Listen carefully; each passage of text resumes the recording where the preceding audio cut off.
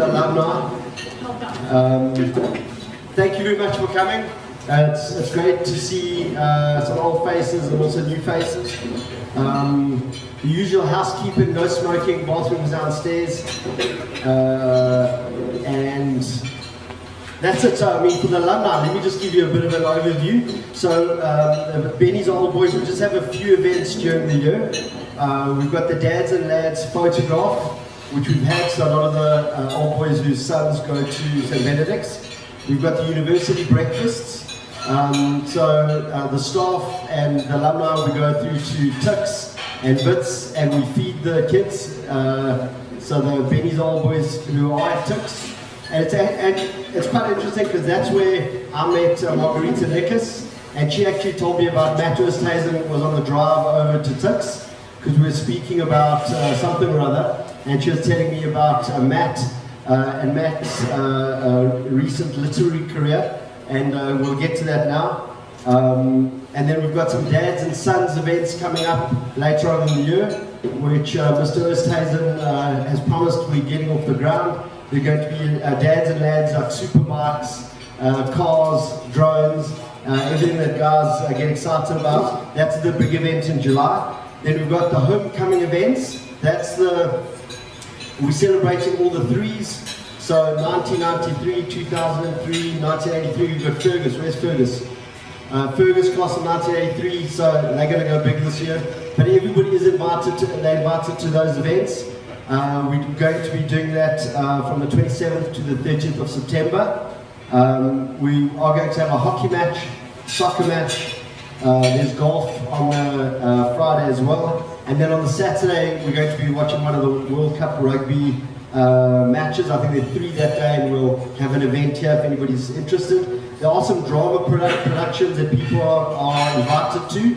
And Mpumi from marketing has promised she'll let the alumni know. And then we've got these connection breakfasts. These connection breakfasts were effectively to realize we've got so many old boys that get up to really interesting things, and it would be wrong if we didn't get a chance to share it with ourselves. So last year we had Terence Creamer from Engineering News who spoke about is South Africa going to be the next Saudi Arabia of green hydrogen, which was quite interesting and promising for the country. We had Dr. Ronald Whelan, who's the Chief Commercial Officer from Discovery, who spoke on how to survive the next pandemic, which was great. But I think for this year, we're going to get stuck straight into it, because we've got with us today Matt Oosthuizen, who's come up all the way from Stellenbosch. I'm going to just give you a little brief introduction about Matt, and I think I got this off the marketing website, is that Matt wrote his first story in grade 7, you can correct me if I get anything wrong, after being disappointed with the ending of a trilogy he had been reading. So he decided to prove on it and write another book. He then waited for another 7-year period before finishing his first novel, Panacea, which he published while studying medicine at Stellenbosch University. That novel is now available on Amazon, Goodreads, Thrift Books, Barnes & Noble, and it's a story about multi-planetary civilizations and the fight for a planet called Planet B. One reviewer wrote about your book: balancing the idea of a dystopian and utopian future, the author takes the reader on an action-packed ride from flight control to across the galaxies. It leaves me thinking about interplanetary travel and the Clash's hit song, Should I Stay or Should I Go? I look forward to Mr. Oosthuizen's next novel. Thank you very much for coming from Stellenbosch. So a round of applause for Matt. So Matt, I'm going to try and get out of your way. This is almost going to be freestyle. I've got a few questions that would be great if I could get your view on them. But firstly, how did you get out of medical classes in order to be with us here today? So we were meant to be in hospital this morning. I submitted a leave of absence form, as a good student would do, and then I went and spoke to the registrars and the doctors, just explained the situation, and they were unbelievably kind and just understanding. And the consultant asked me, they were like, what should we make him do to get, as a joke, what should we make him do to get out of class today, or hospital today? And she asked me, did your main character male or female? And I said, the main character is female, so it's fine. And so what medicine are you studying? Well, that's the degree that you study just to become a GP. It's the start of medicine. That's the 6-year degree. Mm. And so how's it going to affect your literary career at the moment? Well, I think it exposes me to a lot of things that most people don't see. Trauma, sickness, illness, the huge variety of human emotion that you see only in hospital. And I think you obviously write what you know best. So I think if nothing else, it's an awesome experience just to broaden the things I've seen. And I'm using it very much as a tool to try and improve my writing. I find it interesting that you matriculated only in 2020. COVID had just started. How did that affect, how did COVID affect you going firstly to medical school at Stellenbosch and also with your writing around about that time? So I've been writing for a while. I don't think COVID changed my writing very much, at least that I noticed. So I was in matric when the full lockdown happened, which meant we had a very interesting year. Missed a lot of sport, which was pretty sad. But getting to university, things slowly started to return to normal. So we were sort of hybrid. Classes were in person and streamed on Microsoft Teams. You most of the time had a choice. But it was slowly returning to normal. First year, second year, more so, third year, completely everything in person. And please just tell us about the writing process, because I think a lot of people are interested in how do you go about writing a book.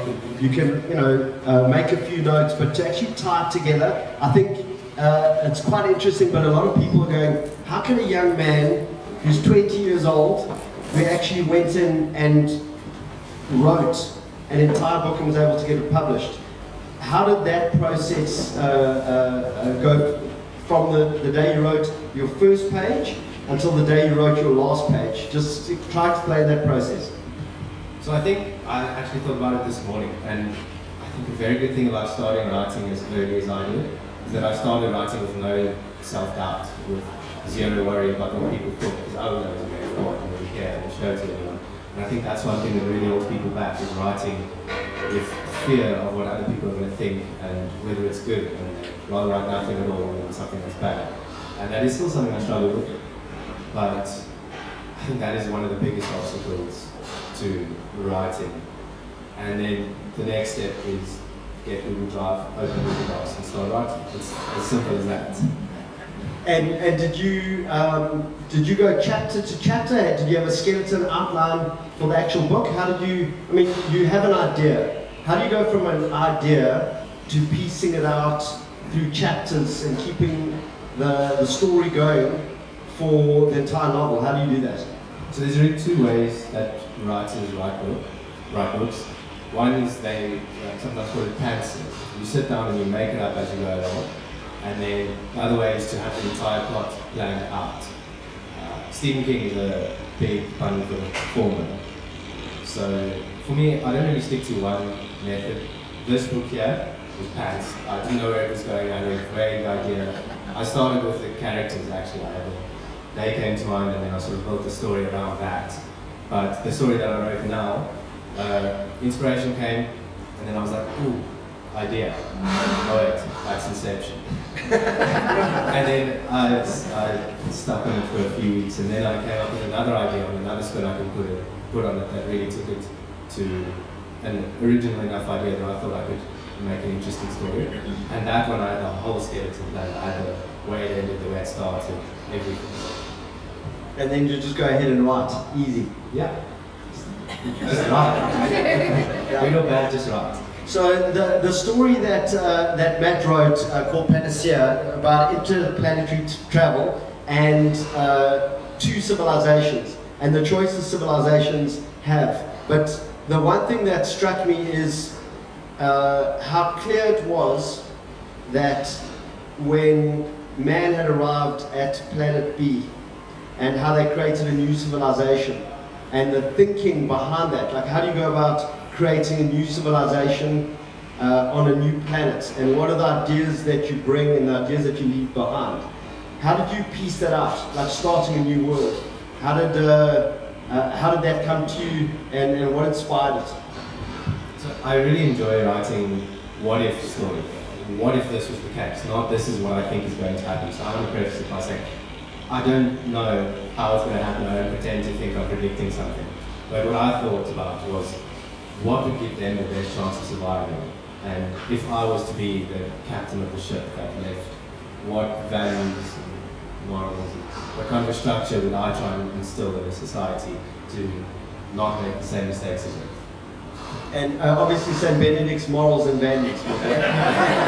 Obviously I put an AI in charge. And I mean, speaking about AI, of late, we've noticed a massive leap in kind of strange stuff. And a lot of people think, you know, it might have been COVID. You know, I think that's when the Pentagon had released UFO flying videos, which people had said were always there, but all of a sudden it's official, it's coming out.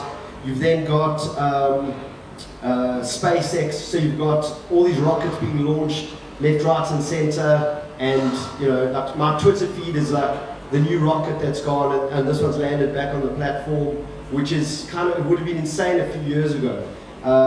ChatGPT, with regards to AI and the information it can create, suddenly we've all got these robots on our laptops, which even last year would have been insane, but now kind of standard that you're going to say, well, I need to write a report, put it into ChatGPT. You've got strange stuff also, once again, from Elon Musk with regards to Neuralink and having microchips into the brain to create more storage capacity for the human mind, which is also pretty much insane. So you've got all these things, and they've only happened in the last, some of them in the last few months. ChatGPT, I think, was only launched, might get it wrong, but about March. I mean, it's barely June, and things are changing. So how do you think, so I asked Matt this before, and Matt said, I don't think I'm qualified. I said, you are the only person I know who's written a sci-fi book. You're very qualified. So, where is the human race going with all of these changes happening? And there's a massive evolution coming. You've had a lot of time to think about the next step of our society. How do you think it's going to play out? Well, I think we've seen a bigger change in society this year than in a long time with AI. I think it's scared everyone. I think job security is something that is really in doubt. I mean, there's so many jobs that you can think AI might take over, and I was really surprised. I think everyone thinks the accountants and the coders and the IT people are the first jobs that AI is going to take, but it's actually the creatives that have really instantly been struck by it. You know, the massive Hollywood strike of writers. And that's something that obviously strikes home with me, and I definitely think it's going to be seen in the medical industry soon. I mean, doctors, they're not perfect. I said, I'm not a doctor, I'm not even close. But doctors aren't perfect. They do make mistakes, and I think IT is going to be instrumental in changing that. So, I don't know. I don't know where IT is going to take us or where artificial intelligence is going to take us. A friend of mine, another St. Benedict's boy, pointed out a really interesting thought to me when I spoke to him about the effect AI is going to have on art specifically. And he said when the first supercomputer beat Garry Kasparov in a game of chess, that must have shaken him. But since then, we still watch humans play chess. That's still more interesting to us, even though no human would ever beat the top computer now. And yeah, we just cannot compete with a computer or with computers when it comes to chess. We still watch humans play chess because there's something, I think, beautiful in the flaws. And that I find quite comfortable in terms of writing, the future of the creatives. That's very interesting. Finding beauty in the flaws. I may use that for something. But yeah, that's really, really good. And I mean, thinking about where you're going and where you've come from, I mean, it's nice to know that Mrs. Nickus is here. You know, if you think about when you were in matric and where you are today, and it's like this, it goes quickly, and suddenly you're here. What is it that at school, because I also went to St. Benedict's, I don't think I could write 2 pages. You've just written like a novel. How did the learning process at St. Benedict's help with the whole putting the book together? Well, I don't think enough compliments can go to Mrs. Nickers and her English department. She'll shake her head, but she is an instrumental in our journey. Mr. Berard as well. I think the two of them have had the biggest impact on my writing, and I think we all know St. Benedict's is an incredible school, especially when it comes to academics. And full credit to the English department. They have been instrumental in helping me get it right.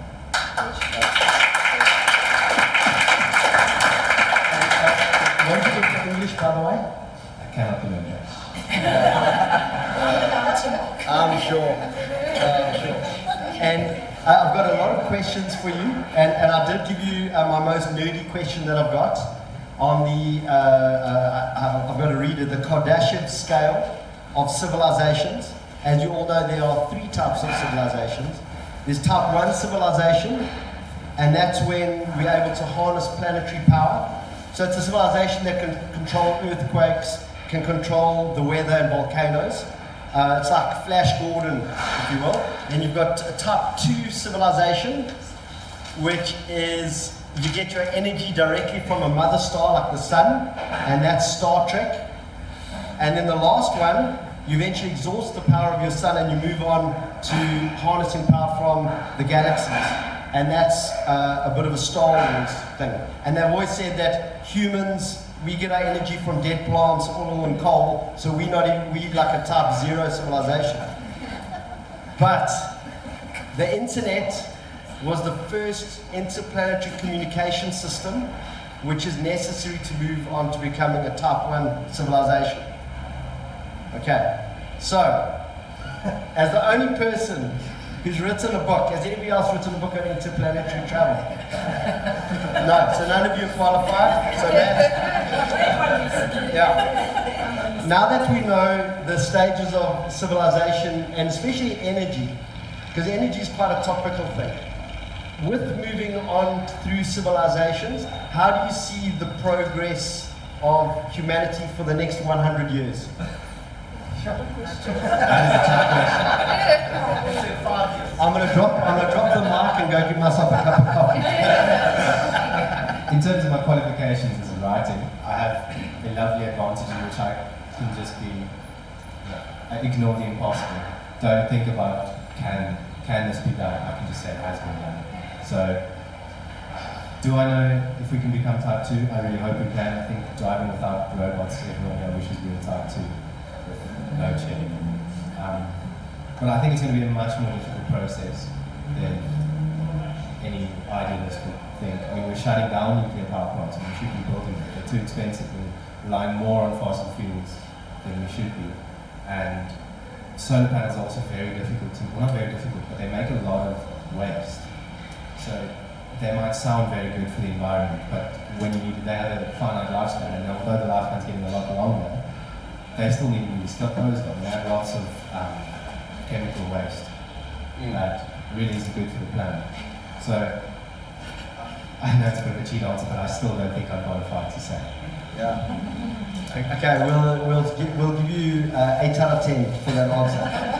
And I was going to leave it, and you probably led us into the final question, is that because a type 2 civilization is powered by stars, or type 1 is by stars, because South Africa is mainly being powered by solar panels, are we to be considered the world leaders in creating the next type 2 civilization?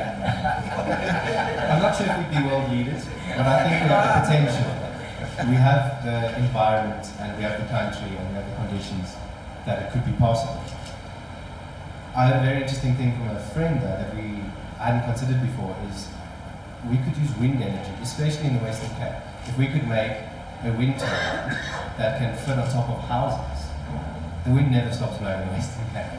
And I think that's an interesting avenue. Everyone looks at the sun, but I think we could look at the wind more. Very good. I mean, the green hydrogen was wind, earth, sea was required in order to power green hydrogen. The challenge is that it's a 50 to 100 year project. But at the same time, that's how long these things take to build. So it's ideas that will govern where we put our money for the future. So it's very helpful. And the last question is, and it's maybe a bit cliche, but in terms of your next book, no pressure, How's that coming along, and when can we expect it? So I finished writing it. It's in the editing process. You sound slow. No, it's still me. I'm going to read through it right once, read through it twice, send it to Mrs. Nickers. She reads through it and points out all the things I've done with grammatical errors. That's to take. And then I print it in paper. You find so many more mistakes when you print it in paper. It really is interesting that when you read it on the laptop, you miss things. And I'll print it on paper, and I'll probably send it to Mrs. Nickers again, and then I'll buy her a bag of coffee beans. And then maybe we'll see if I can get it published in the traditional way. This was self-published. Yeah, fantastic. And could you just give us, I don't think you've got a title for the new book yet. Do you have a title? In Memory of Madison. Fantastic. And give us an idea as to what it's about, please. So, as I said, I really enjoy the what if stories. So this is in the what if universe, where instead of being sent to prison, convicts are put into a medically induced coma, and then they're punished with years of their life being taken from. That's the transaction, instead of walking or even death. And in this medically induced coma, Madison, the main character, is plugged into a simulation where some rich people who were put into the prison wanted to still be able to live their lives. So they had a simulation there where they can connect something to your brain and you enter this computer. So she's now fighting to survive in this simulation where the original people could basically make all the rules. Yeah. It's kind of a dictatorship. Yeah, that sounds awesome. I like to hear this. Yeah, good enough. And so just to let everybody know, so Matt's book is here at Panacea. Its cost price today is only $200. So if you all take one and give one to your kids, who's the main audience for Panacea? What age? Is it for everybody, or have you focused for a particular audience at all? I'd say it's like mid-teens and above, but I think science fiction is a genre that anyone can enjoy. It's obviously not everyone's cup of tea, but I don't think there's an age, like another age where you can enjoy it. But I think mid-teens is where people would start with it. Excellent. Guys, Matt's been awesome, and you know the important thing is, we were the first guys ever to hear Matt being interviewed. So when he becomes world famous, we're going to say we're there at the beginning. So give a round of applause, Matt.